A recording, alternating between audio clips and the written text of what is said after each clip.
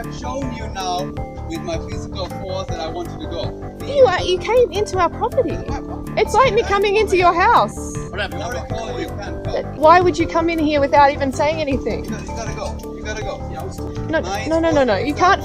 You can't force me to talk. You know all the like hell that you caused me. You know. All right, let's go.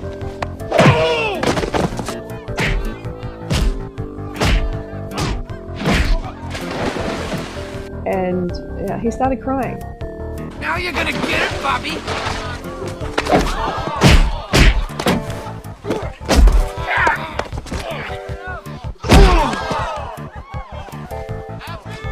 The price is wrong, bitch. It was very sad. He started crying, and I have footage of all this, okay? I don't want to share it though, because he obviously has, at this point, because he obviously has mental issues. Dude, just wanted to say sorry, man. I didn't know he was going to handle all this. I told you back in 2016, remember that day we got up the door together and said, dude, I just broke up with Freelee. I'm done. All yours, bro. Go for it. Go for it. For those saying, why did you talk to him after he entered? Like, I know it seems crazy. I know it would seem crazy to do that, but this comment here pretty much sums it up for me. I'll just read a little bit of it first. It's extremely clear that you've tried to move on. I've never heard you mention him or even reference a situation with him in any of your videos for the past several years, and that is true. He talks about you weekly, if not daily. People who don't understand why you talk to him have never dealt with a stalker. But obviously it's not about that, it's about him, and I think me rejecting him and him being very, very jealous and not being able to let go. And this is after him cheating on me and everything. You know, I was putting up with a lot. A man gonna be a man. A man is basically as faithful as his options. Unfortunately, after his recent defamation video, after we're meant to be friends, mind you, I now realize he cannot control himself. There's no helping him. I cannot help him anymore. Ladies, you know your man. You know your man better than he know himself. You know what kind of man you got. Sometimes you got to save your man from himself.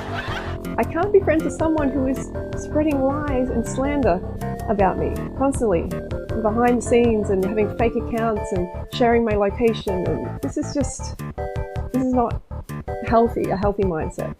You know, recently he said that I was arrested and my partner's here illegally, both which is just blatant lie. He is here legally. I have not been arrested. You know, things like this, I can see people believe it. That's a bad thing. You know, people believe these lies because he's so manipulative. You must remember that when he's talking to you, he's extremely, extremely manipulative. She probably hits you like she did me, you know. You're not allowed to have any voice. You're not allowed to be doing any social media really. You had to change your name pretty much. Snow pea, she calls you. She calls you a vegetable. She calls you a vegetable, bro. You know, and that's sort of what you have become emotionally. And this was real trespassing, by the way. He came through 2 big gates and 2 signs saying, private property, do not enter. But, you know, when he started crying, I just got triggered. I think I just got sad, as I'm an empathetic person. You know, and I thought of his kind side, and, you know, so it's just like instantly I felt sorry for him, but I really should have known better. She doesn't like the crowd, she doesn't like the people, she doesn't like the fans. The fans are just this to her, you know, because a lot of fans just have eating disorders and stuff, and she's just I just want to make money, give me the money, see you later, I don't really care too much. And here's what it is. I do care, I like to help people.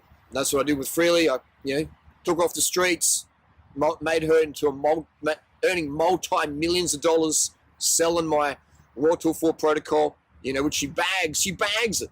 Cooked food's a lie. Rice is bunker food. Yet she makes millions of dollars, made millions of dollars in selling my protocols. Still sells it today. She still sells it.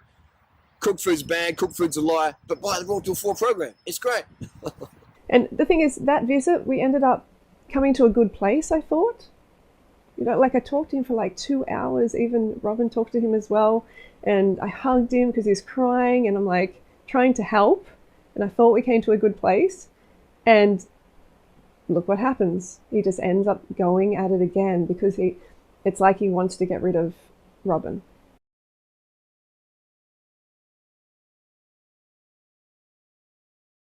There is something slightly profound to be taken from the words of Chris Rock when he says, ladies, you know what kind of man you've got. You know your man better than he knows himself. He may not have said these words with any profound intent, but I think there's something important there for all of us to reflect on, even though it comes from the middle of a stand-up comedy routine. Freelee, you knew what kind of man you had. You saw him lash out at others for years. You saw him do it. You approved of the behavior. You participated in the behavior.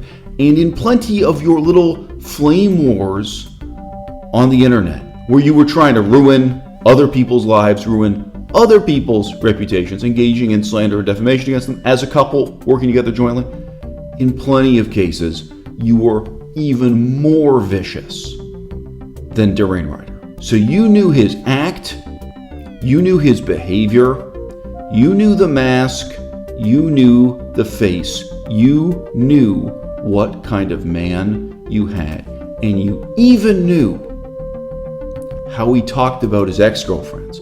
You even knew how he treated the women he had broken up with and moved on from, including the women he slept with in the midst of the years in which he was in a relationship with you. You knew what kind of man you had, and you never stood up and said, no more. You never stood up and said, this is bad and evil and wrong and I can't allow it to go on. You never even said, this is bad for the future of the vegan movement or any of those other obvious things, so long as the victim was somebody, anybody other than you. You never stood up for me. You also never stood up for Brianna Jack Fruitson. It's a long list. None of us want to scratch our heads to remember or put together a top 10 list of people slandered and defamed whose lives were dented, if not destroyed, by the Durianrider and Freelee team. How about Henya? How about Henya Mania? How about her boyfriend at the time, Jason Pizzino? How about High Carb Hannah? How about your campaign, Freelee, against High Carb Hannah? Think about all the things Durianrider said against her. Think about all the things you said against her over years, and the extent to which that campaign is still going on now. So I have two things to say in this video. One is, Freelee, you know what kind of man you got. And the second is, no, he hasn't changed. I have a day in court with Durianrider coming right up. He is still facing legal consequences for his actions against me. And let's be clear, Freelee, I don't need you to stand up for me. I can stand up for myself. I don't need you to help me. I wouldn't be a better person, and I wouldn't be in a better position if you helped me. But you would be, Freelee. You'd benefit. You would be a better person, and you'd be in a better position if you had stood up in relation to me, in relation to Brianna Jack Fruitson, in relation to, about 100 other examples? If you had just been willing to stand up and do the right thing because it was the right thing to do, you'd be in a better position in so many ways. Yes, including your YouTube career, including your leadership of the vegan movement, right? But you'd be in a better position now when standing up to Durianrider. You'd be able to say, hey, here's the right thing to do, and you did it before, when the victim wasn't you, and you're doing it again now when, frankly, it's your ass that's on the line. Freelee, when I got the most recent court date set in stone, handed down to me by my lawyer, and I started doing the fundraising and gathering donations, thank you to my supporters. I would not be able to afford this trip to Thailand to have my day in court if it weren't for the donations of my Patreon supporters, the viewers of this channel. They've made this court case possible at every step and every stage, now for more than 5 years. Thank you to all involved. Thank you to all concerned. When I got the court date, the new date, handed to me by my lawyer, all right, I wrote to Durianrider. And you know what he sent back to me? Exactly the same claims, exactly the same attempts at slander and defamation that he had been making approximately 5 years ago. Exactly the same threats, exactly the same attempts to manipulate me, coerce me, to try to make me afraid, to suggest that he would be capable of cooking up an email or a YouTube video from some fan of his, some supporter somewhere, that would make up lies and rumors about my sex life that would destroy my reputation. He's still playing this same game in the year 2022. The difference is now he's doing it for a smaller and smaller audience, because people like me stood up to discredit him. People like me pushed him out of his position of leadership in the vegan movement. And now, just a little too late, Freelee, I guess you're one of the people doing the pushing too.